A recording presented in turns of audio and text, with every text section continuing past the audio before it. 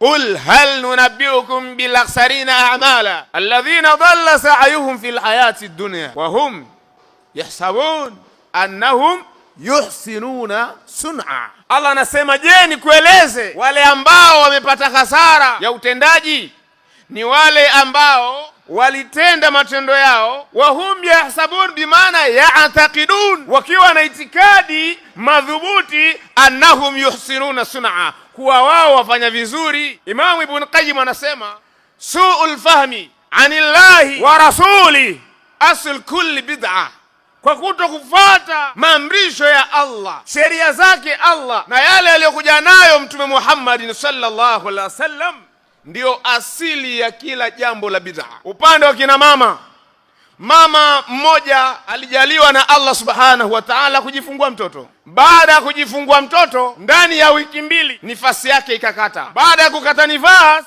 mumewe anamwambia anza kutekeleza ibada. Anamwambia la, haiwezekani mme wangu, haiwezekani mimi kusali. Kwa nini? Siku 40 hazijafika. Mama kaweka hapo msimamo wake, hasali mpaka siku 40 zifike. Subhanallah, ila mata.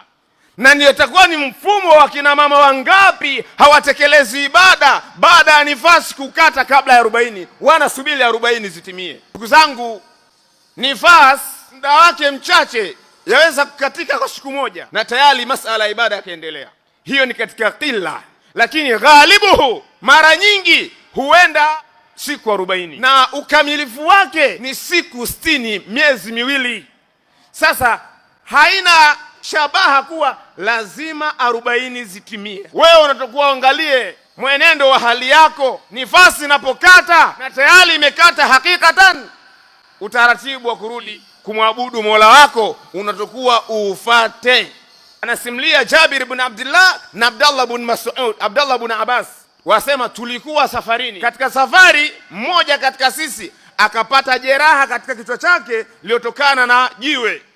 Baada ya kupumzika usiku, huyu aliyepata jeraha katika kichwa chake ihtalama, alipatwa na ndoto kuwa anapumzika. Asubuhi anawauliza alfajiri wenzake, kwa hali nilionayo, je, ninaweza nikatayamam? Sahaba akamwambia hapana, kwa sababu uwezo wa kupata maji upo, maji yapo, kwa nini utayamam? Akachukua maji akaenda kuoga. Katika tukio la kuoga na jeraha alilolipata ikawa sababu ya kifo chake. Inna lillahi wa inna ilaihi raji'un. Taarifa anapewa Mtume Muhammadin sallallahu alayhi wasallam. Madha qal?